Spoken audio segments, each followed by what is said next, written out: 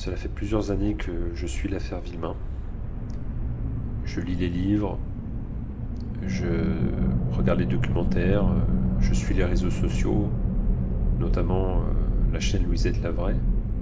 Et il me semble, à moins d'erreur de ma part, qu'un détail nous ait échappé sur la lettre d'ultimatum du 27 avril reçue par Albert et Monique. Une petite chronologie des faits, pour commencer.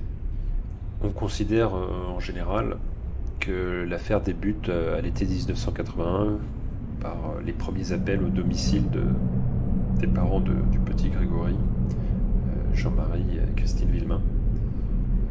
Ce sont d'abord des appels avec une voix de femme chantant sur un fond musical.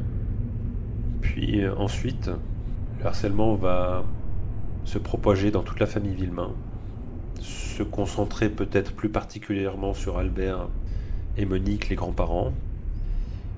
Et les appels les plus nombreux et les plus virulents sont le fait d'un homme à la voix rauque, qui est très connu dans l'affaire.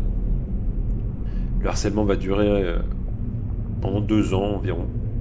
Puis, en mai 1983, Albert et Monique, une nouvelle fois, reçoivent une lettre anonyme, la lettre anonyme « Adieu mes chers cons », qui semble mettre fin au harcèlement. 2 mois avant cela, dans un appel à Jean-Marie Villemain, l'homme à la voix rauque, pour la première fois, il semble-t-il, évoque le thème du bâtard.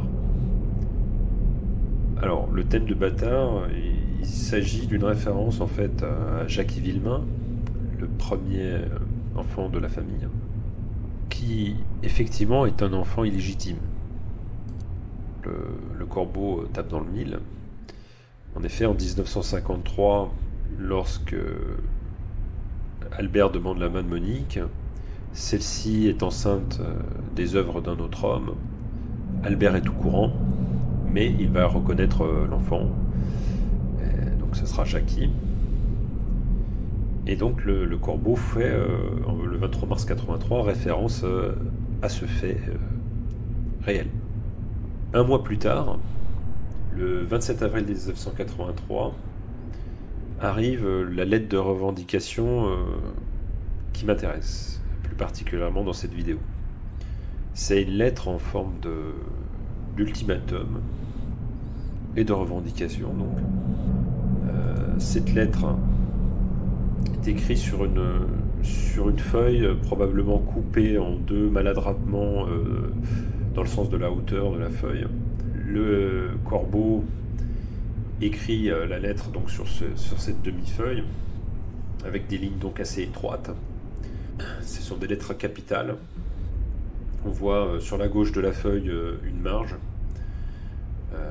de laquelle dépassent quelques lettres.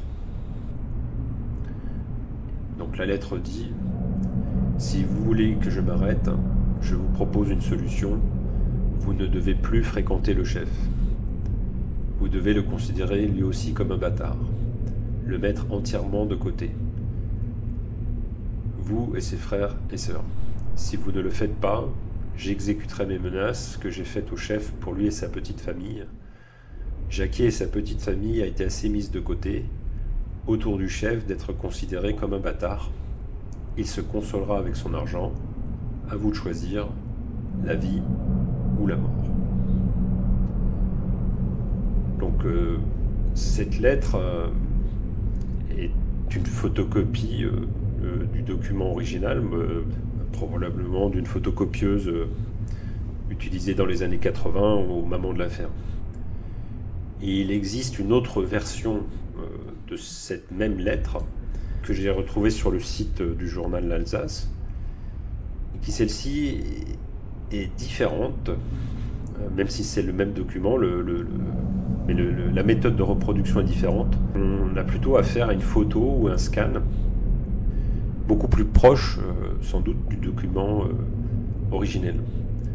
On voit que ce scan est incomplet, on n'a pas la fin de la lettre. Et on peut aussi remarquer quelques petits détails, par exemple à gauche, que que certains des caractères se sont effacés.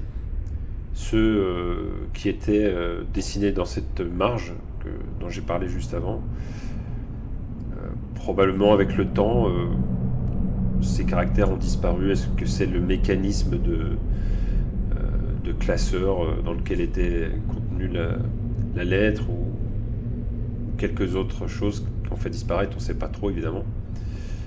Ce qui est plus intéressant, c'est que dans ce scan, on voit apparaître sur le fond de l'image, on va dire, des motifs et des lettres. Alors, j'ai essayé en fait d'analyser ces motifs par une transformation d'histogramme et par un effet miroir. Il m'a été possible en fait de faire apparaître l'image et même de la nettoyer un petit peu pour mieux voir apparaître le document. Donc sur ce document, on voit un dessin assez nettement se détacher et un dessin qui représente en fait une usine assez bien dessinée avec certains traits à la règle. On voit bien les fenêtres de l'usine dessinées, des motifs de briques assez réguliers, des toits en dents de scie, typiques des usines des Vosges. Oui, pas que des Vosges, des usines en général. C'est un motif très reconnaissable. On voit que des volutes de fumée semblent sortir des toits, comme si l'usine était en feu. Et en dessous, en dessous du dessin, l'usine semble trôner sur un rectangle tracé encore une fois à la règle, qui semble représenter la cour de l'usine, un terrain vague. C'est un peu difficile à dire. Peut-être un paysage. Et au milieu, j'ai l'impression qu'on voit un motif de cœur. Mais bon, assez difficile d'être certain. Ensuite, si on regarde maintenant, si on s'intéresse plus aux caractères de cette lettre, je les ai mis en valeur là, sur cette image. On arrive à reconnaître certains des caractères, assez difficilement. Mais on arrive à reconnaître quelques mots. Donc je les ai effectivement mis en valeur là, sur cette image. Je vais vous lire quelques parties. Elles souffrent, elles n'ont pas de francs par jour. Août pour tous, univers de grisaille. Un peu plus loin, on voit cette ligne « Et puisque vous savez mieux que nous », ici peut-être le mot « chef ». Et ensuite, ils sont nommés en quelques mois, quelques mots, qui ne paye pas le. C'est effectivement assez difficile de comprendre le texte. Tout au plus, on peut quand même repérer un champ lexical lié évidemment au dessin, est lié au monde ouvrier, au travail à l'usine. On pourrait penser qu'on parle de souffrance au travail, peut-être de revendication, mais bon, assez difficile d'aller plus loin. Par contre, ce qui peut peut-être nous interroger, c'est comment en fait ce texte, ce dessin sont arrivés sur cette lettre. Alors, plusieurs hypothèses pour moi. Peut-être ici on voit le dos de la lettre qu'aurait reçu Albert et Monique et qui serait resté caché au public. Donc ce seraient des informations que les gendarmes auraient collectées et gardées pour eux. Une autre hypothèse est que la lettre du 27 avril ait été conservé par les Villemains ou par la police ou par le greffe avec d'autres documents à côté, et que un autre document aurait déteint sur la lettre. C'est peut-être possible. Ou même que ce soit le scan ou la photo du journal d'Alsace qui était pollué dans le rangement, dans le fond documentaire du journal de l'Alsace, encore une fois par un autre document rangé avec.